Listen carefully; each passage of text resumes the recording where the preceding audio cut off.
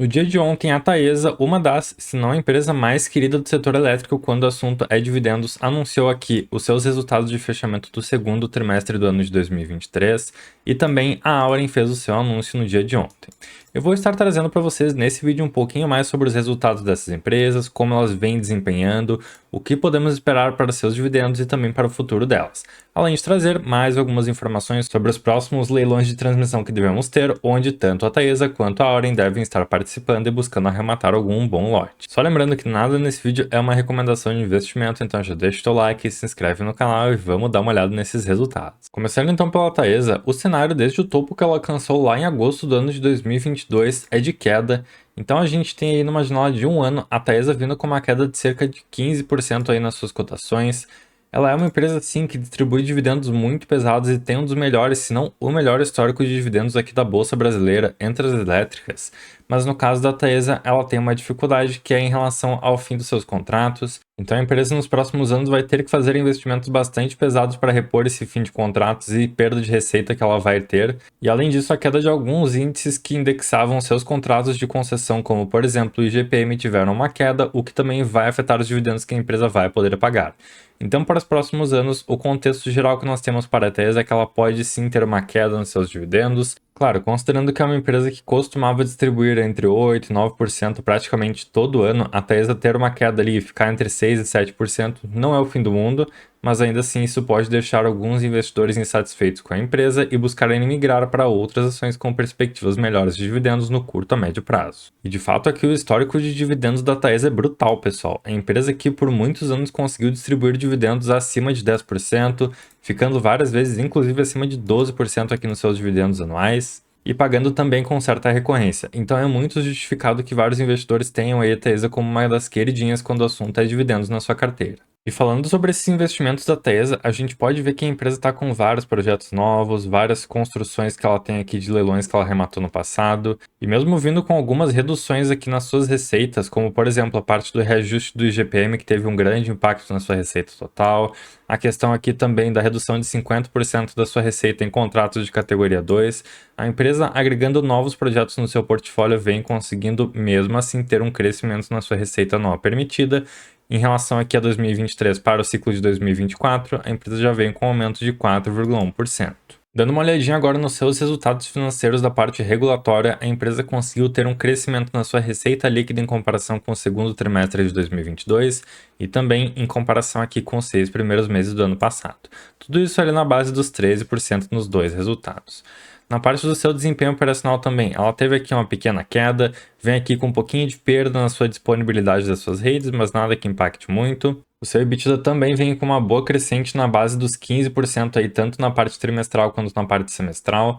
E a empresa vem tendo bastante sucesso também em aumentar as suas margens EBITDA.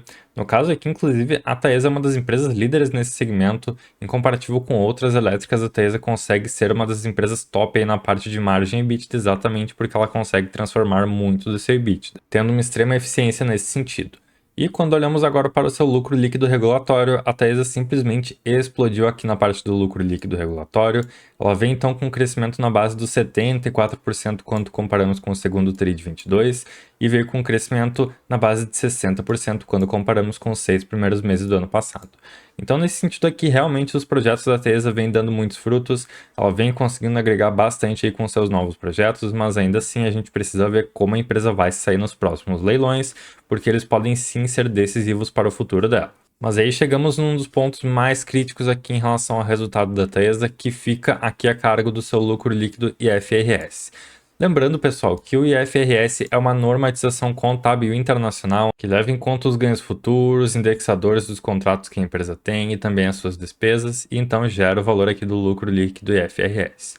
E nesse sentido, a Taesa vem tendo muitas quedas, então como eu disse para vocês ali, em relação ao indexador do IGPM, ela teve aqui uma queda muito forte na sua receita líquida, vem também com quedas aqui em relação às suas despesas e também outras quedas em equivalência patrimonial. Tudo isso trouxe uma queda muito brutal aqui no seu lucro líquido IFRS na casa dos 46% no comparativo com os primeiros 6 meses do ano de 2022. E como esse valor de lucro líquido IFRS é usado como base para os pagamentos de dividendos da empresa, quando ela tem uma queda nesse valor, ela pode sim e provavelmente terá uma redução também nos seus dividendos pagos aos acionistas. Olhando para o endividamento da empresa, que também é um ponto bastante crítico, ela conseguiu finalmente trazer uma redução desses valores, vindo para uma dívida líquida que ficou na casa dos 3,7 vezes a sua dívida líquida por EBITDA. Então, isso vai permitir com que a empresa tenha aí um pouquinho mais de fôlego para fazer futuros investimentos. Esse valor aqui ainda está ok para uma empresa do setor de transmissão, mas caso ela consiga trazer esse valor ainda mais abaixo, será muito interessante. E além disso, a empresa também está com vários outros projetos aqui no seu portfólio, vários deles também já em construção, como por exemplo o projeto Sair aqui, que começou a sua construção 3 meses após o leilão. Então a gente vê aqui que a Taesa está realmente correndo atrás de novos investimentos. E o último leilão de transmissão que aconteceu exatamente ali no finalzinho de junho, a Taesa participou e ela infelizmente não conseguiu arrematar nenhum lote. Então a gente pode ver que a empresa aqui veio até de certa forma um pouquinho mais conservadora do que as outras. Ela ficou várias vezes ali nos leilões em que ela participou em segundo, terceiro lugar. Ficou perto de conseguir arrematar, mas infelizmente não aconteceu. Então a gente pode ver aqui, por exemplo, no lote 7 que ela perdeu para Isacetep. A gente pode ver também aqui no lote 6 que ela acabou ficando atrás de várias outras empresas como a Indy, a EDP e também a Celel. E ficou aqui também atrás da Isacetep e da Indy novamente em outro dos leilões. Então, nesse sentido, a Taesa não conseguiu arrematar nenhum lote, a empresa ficou para trás de outras empresas aí de transmissão. Isso mostra exatamente o interesse de várias elétricas aqui do Brasil em concorrer e conseguir arrematar esses lotes, visto exatamente a grande rentabilidade e segurança que o setor de transmissão traz aqui no país. Então, nesse sentido, a gente vê deságios cada vez maiores, as empresas estão ficando aqui com um desconto de cerca de 40% ou até mais aqui na sua receita total. Eu, inclusive, trouxe aqui um vídeo específico desse leilão para vocês. Eu vou deixar o card aqui em cima do vídeo caso vocês queiram dar uma conferida, então, tá, pessoal? Acessem o link aí e podem dar uma olhada também como foram os resultados e a participação de outras empresas como a Indy e também a Transmissão Paulista. E adicionalmente temos também mais uma notícia muito boa para os investidores, que a Taesa anunciou seus dividendos após o anúncio desses resultados também. Então ela anunciou aqui tanto o JCP quanto dividendos intercalares para pagar em cima do seu resultado. Então, o que nós temos aqui para a empresa é que ela vai fazer o pagamento dos seus dividendos lá no dia 29 de agosto de 2023, com a base na posição acionária do dia 7 de agosto. Então, ainda dá tempo de conseguir comprar aí as ações da Taesa e participar disso, certo, pessoal? E aí, após o dia 7 de agosto, então, o investidor não tem mais direito a esses dividendos e também JCP. O dividendo total por ação Unity vai ficar na casa dos 81 centavos por ação, e isso dividido pelo valor de cotação hoje, pessoal, que é de R$ 36,64, nós chegamos então no valor de dividend yield por ação de cerca de 2,2%, o que já é um valor de dividendo bem interessante aqui para a ação da Taesa também. Passando agora para a Auren, para quem não sabe, a empresa não tem tanto tempo assim de bolsa. Na verdade, ela abriu seu capital aqui na bolsa após uma fusão da Votorantim com os seus ativos lá da CESP e também de uma empresa conhecida como CPP Investments. Elas fizeram uma parceria, juntaram seus ativos de geração de energia e então criaram a Auren Energia. E desde que a empresa está aqui na bolsa, ela veio com altos e baixos, mas não fugiu muito daquele seu preço de negociação de cerca de 13 a 14 reais de cotação. A Auren é inclusive uma das maiores geradoras de energia aqui do Brasil, sendo uma empresa com o seu portfólio somente de energia renovável. A empresa vem se beneficiando bastante aí, principalmente pela recuperação dos reservatórios usados para a geração de energia hídrica. Então, para quem não lembra, ali no ano de 2020 nós tivemos a questão de uma crise hídrica aqui no Brasil, afetando bastante tanto empresas de saneamento quanto empresas de geração de energia que tinham no seu portfólio geração hídrica. E nesse sentido, a Auren, que tem aqui já boa parte do seu portfólio e da sua energia gerada até o ano de 2025 já contratados, a empresa consegue gerar aí um excedente ainda maior e conseguir traduzir isso também em maior rentabilidade. Destaco aqui, pessoal, que essa questão de nível de contratação para a empresa traz bastante segurança. Talvez tenha aí algum pequeno impacto em relação à sua rentabilidade, mas considerando que nós temos várias empresas entrando no mercado de geração também, isso acaba trazendo uma segurança a mais para a empresa, que acaba não sofrendo tanto com a variação do preço de energia aí no mercado, seja essa variação positiva ou negativa.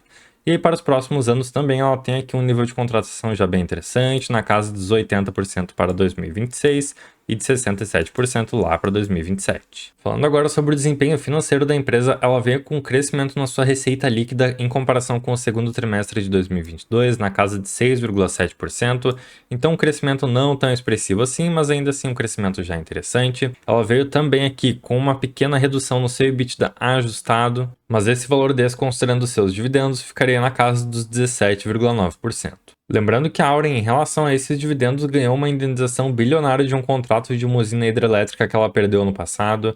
Então, esse contrato acabou se revertendo em dividendos na casa de 10% de dividend yield em relação ao preço que a empresa tinha na época, e isso acabou agregando bastante aí na carteira de vários investidores. E além disso, em relação ao lucro líquido no comparativo com o mesmo período do ano passado, a empresa conseguiu reverter um prejuízo pequenininho que ela teve lá na época, de 2 milhões, trazendo agora para um lucro líquido na casa dos 183 milhões de reais. Ainda em linha com aquela indenização que eu comentei para vocês, a empresa aproveitou esse dinheiro para também reduzir o seu endividamento e alavancagem, e agora ela trouxe aqui a sua dívida líquida por EBITDA, que estava lá no segundo TRI de 22, na casa de 1,8 vezes para somente 0,3 vezes, dando aí um fôlego ainda maior para a empresa para fazer novos investimentos. Então a gente vê aqui que a empresa estava com um caixa bastante robusto, aproveitou um pedaço desse caixa aí, cerca de 1,5 bilhão de reais, para pagar dividendos aos seus acionistas, trazendo uma boa remuneração nesse sentido. No contexto geral aqui para a Auren, pessoal, a empresa está com a construção de alguns projetos de geração de energia bastante grandes, sendo eles aqui o Sol de Jaíba e também o Sol do Piauí, sendo esses projetos de geração solar. E a empresa que, com a conclusão da sua indenização relativa à usina Três Irmãos, pode ainda, caso não venha a utilizar esse dinheiro para novos investimentos, fazer o pagamento de mais 10% de dividend yield ainda nesse ano ou talvez até no comecinho do ano que vem. E no caso aqui, a Auren não é uma empresa que paga dividendos com tanta recorrência, então a gente pode ver aqui que no ano de 2022 a Auren pagou ali no mês de maio, agora em 2023 pagou aqueles 10% de dividend yield também em maio, mas caso ela venha com um dividendo não recorrente, ela pode fazer o pagamento ainda nesse ano, então a gente tem que ficar de olho aí em como é que vai estar a situação e o contexto da empresa e também nos próximos leilões. E eu comento para vocês dos leilões, pessoal, porque a Auren, mesmo sendo uma empresa hoje somente de geração, já manifestou a sua vontade de entrar também no setor de transmissão, e ela inclusive participou do último leilão, dando um lance aqui no lote 3 que nós tivemos no leilão. De fato, a Auren veio aqui bastante conservadora, fez um lance e acabou ficando em último aqui em relação a outras empresas, e ela deve seguir uma linha parecida no próximo leilão. Vamos ver aí se a empresa vai ter capacidade de conseguir arrematar algum lote. Caso ela consiga sem um deságio tão alto, isso provavelmente vai agregar muito no seu portfólio, dependendo da sua taxa de retorno. E caso a empresa consiga fazer os movimentos corretos e vir numa boa crescente no futuro, eu vejo que a Auren tem o potencial de se tornar uma espécie de Engie aqui no mercado brasileiro. Então, no meu entender, a empresa tem aí bastante potencial, vai depender muito do movimento que ela fizer e também dos seus investimentos. E dito tudo isso, a ANEEL aprovou agora no começo do mês de agosto o edital para o maior leilão de transmissão da história do Brasil, com investimentos na casa de 21,7 bilhões de reais. Esse leilão, então, está marcado aí para o dia 15 de dezembro, no finalzinho do ano, e vai ter uma grande linha de transmissão bipolo de corrente contínua.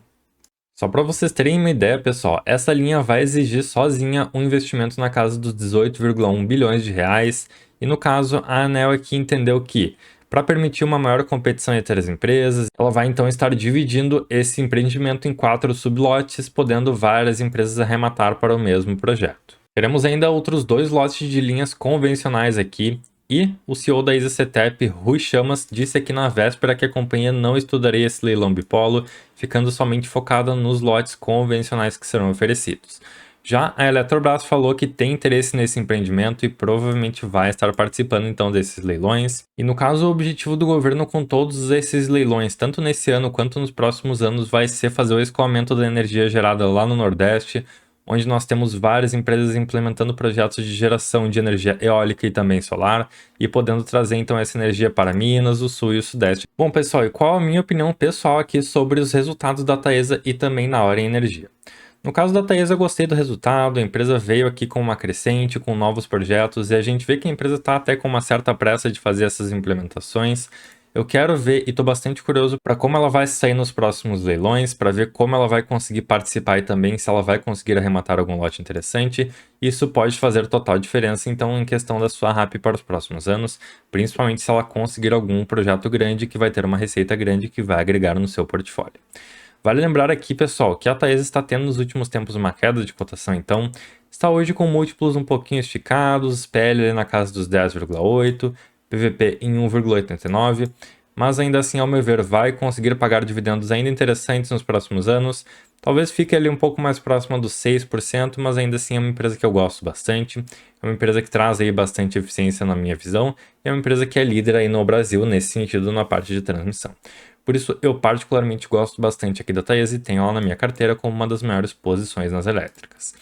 Já a Auren é uma empresa que eu comecei a olhar ela há menos tempo, mas ainda assim eu estou gostando bastante da empresa. Claro, como ela é uma empresa que atua unicamente no setor de geração de energia atualmente, ela não costuma participar tanto assim daqueles leilões de transmissão, não tem toda aquela dinâmica de variação, de perda de contratos e tudo mais, mas caso ela consiga entrar em algum bom lote ali no próximo leilão, isso vai me animar ainda mais para a empresa. Então eu estou gostando bastante dela nesse sentido. Eu quero ver também como vai mudar aí a questão da receita da empresa com a implementação e finalização dos seus novos projetos de geração de energia.